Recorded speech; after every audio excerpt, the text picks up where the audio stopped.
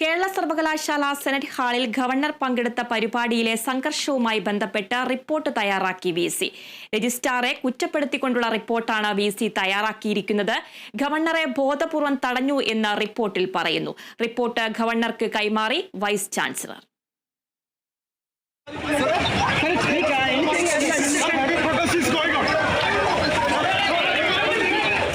Registrar ബാഹ്യസമ്മർദ്ദത്തിന് വഴങ്ങിയതായും ബോധപൂർവം ഗവർണറെ തടയുകയായിരുന്നുമെന്നുള്ള റിപ്പോർട്ടാണ് കേരള സർവകലാശാല വൈസ് ചാൻസലർ മോഹൻ കുന്നുമ്മൽ തയ്യാറാക്കി ചാൻസലർ കൂടിയായ ഗവർണർക്ക് കൈമാറിയത്.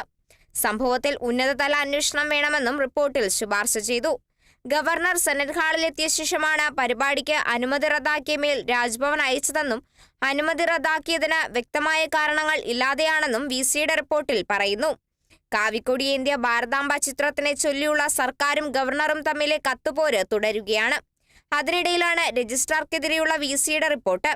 സംഭവത്തിൽ റിപ്പോർട്ട് പരിശോധിച്ച ശേഷം രജിസ്ട്രാർക്കെതിരെ ചാൻസലർ നടപടി ഉണ്ടാകുമോ എന്നാണ് അറിയേണ്ടത്. Kerala vision news, Thiruvananthapuram.